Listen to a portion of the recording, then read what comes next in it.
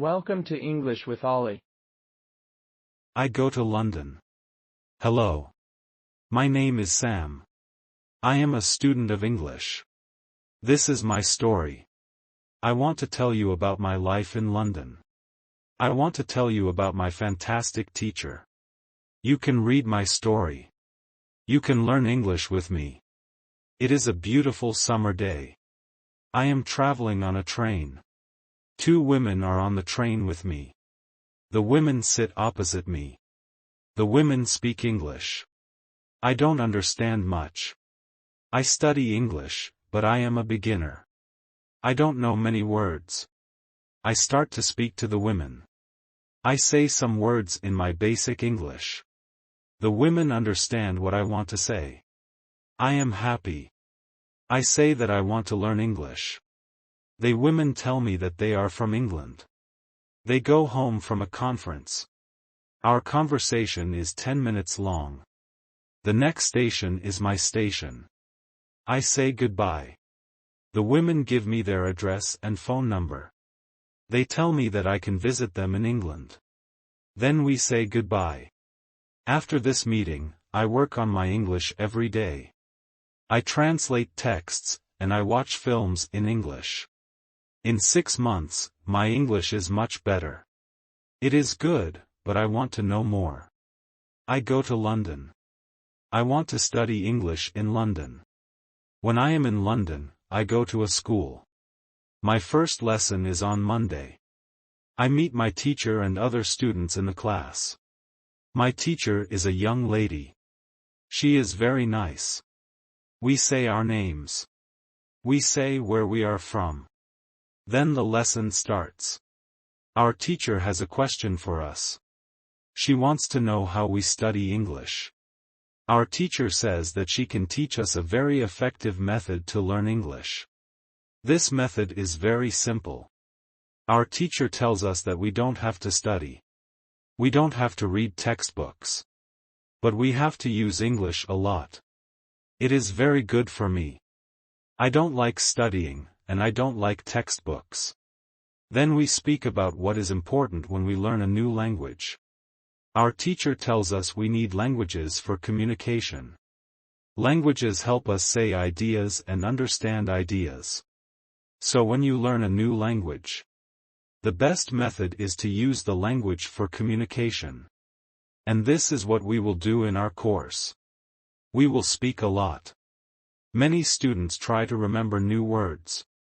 They also study grammar rules.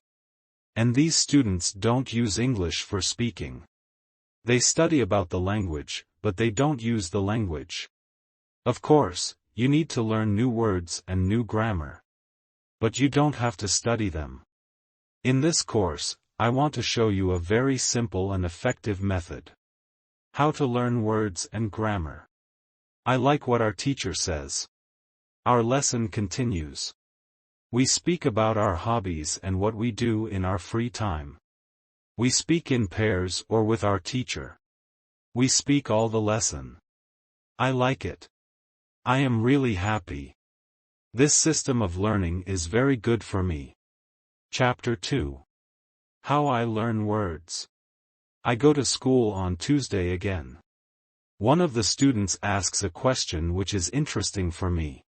She asks, what is the best way to learn new words? Our teacher says, there are many things you can do to learn new words. I will tell you what is statistically the most effective way for learning new words. It is reading. When people read, when they learn a new language, they learn twice as fast as people who don't read. It is good to read for at least 30 minutes every day.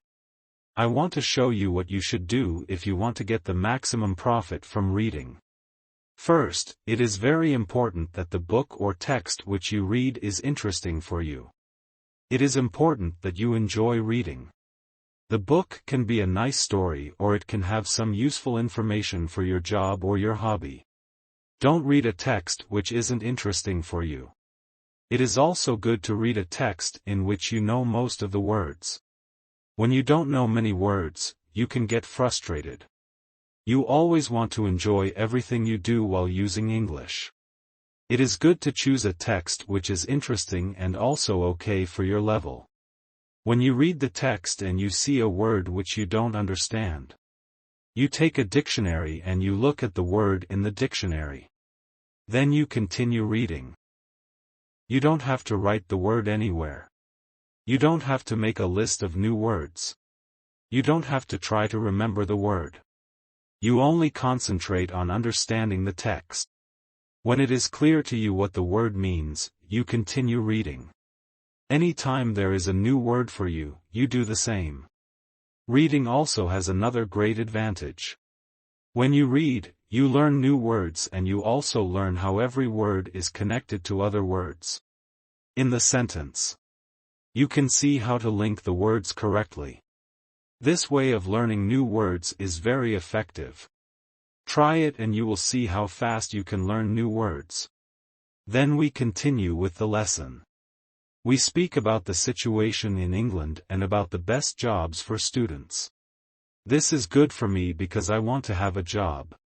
I want to do something after my school. I ask other students if they know where I can find a job. They tell me that I should go to a job center. The job center offers a lot of jobs for students. This is good for me. I am happy that I know where I can find a job. When my day at school is finished, I go to the job center. I don't know what jobs I can do, so I ask the lady at the job center what the best job for a student is. The lady tells me that they have some good jobs for students. She tells me that I can be a cleaner or waiter in a cafe. I tell the lady that I have no experience with these jobs. She tells me that my English is good enough to work at the cafe. The training is not difficult and I can have more chances to speak English than being a cleaner. She tells me that I can start my job on Thursday. It is all good for me. I'm happy that I have a job where I can practice English. When you want to learn new words effectively, read for 30 minutes every day. Chapter 3. How I learn pronunciation. On Wednesday, I go to school again. There is one student in the class who is more quiet than the other students. He is from South Korea. When our teacher asks if we have any questions for her, this student from Korea says that he has a question. He says that he has a big problem with pronunciation. He knows that his pronunciation is not very good, but he doesn't know how to improve it. He doesn't speak much because he doesn't want others to listen to his bad pronunciation. He says that he reads and watches films in English a lot. He understands very well, but he also wants to improve his speaking. He asks if there is something he could do to be better at pronunciation. When my teacher hears this, she says, "Okay, I will tell you something about pronunciation and how to practice it.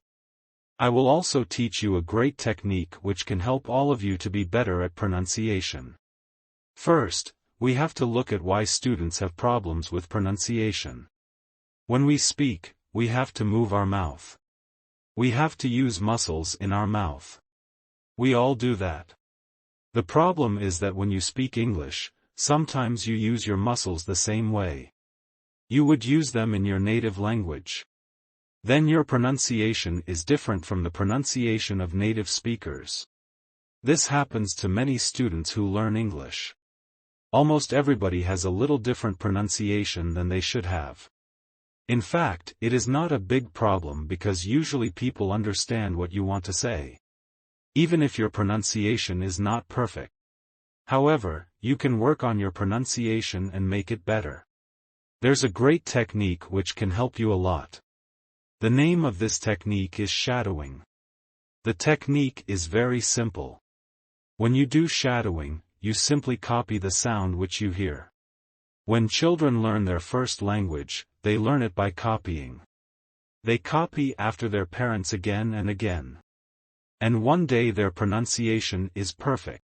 You can learn English pronunciation the same way. This is what you can do.